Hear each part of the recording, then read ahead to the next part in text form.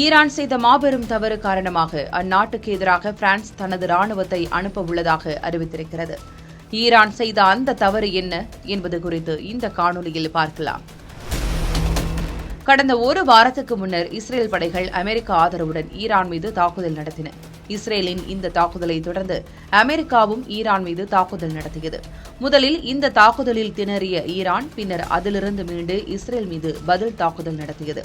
அதோடு அமெரிக்க படைகள் தங்கள் ராணுவ தளங்களை வைத்திருந்த வளைகுடா நாடுகள் மீது ஈரான் தாக்குதலை தீவிரப்படுத்தியது. அதன்படி Saudi Arabia, UAE, Qatar, Bahrain, Oman ஆகிய நாடுகள் மீது ஈரான் தாக்குதல் நடத்தியது.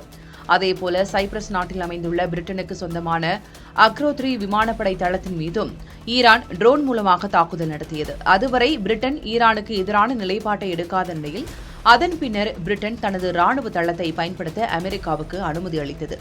சைப்ரஸ் ஐரோப்பிய ஒன்றியத்தில் உறுப்பினராக இருக்கும் நிலையில் அந்த நாட்டின் மீது ஈரான் தாக்குதல் நடத்தியது ஐரோப்பிய நாடுகளிடையே அதிர்வலையை ஏற்படுத்தியது.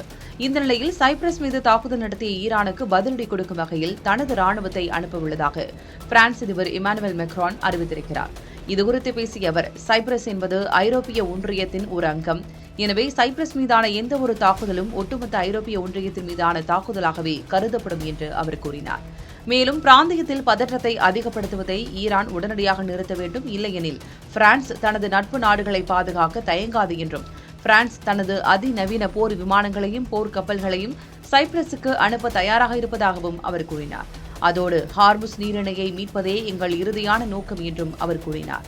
ஏற்கனவே சைப்ரஸ் மீதான தாக்குதல் காரணமாக இங்கிலாந்து ஈரானுக்கு எதிராக திரும்பியிருக்கும் நிலையில் தற்போது பிரான்சும் ஈரானுக்கு எதிராக திரும்பியுள்ளது.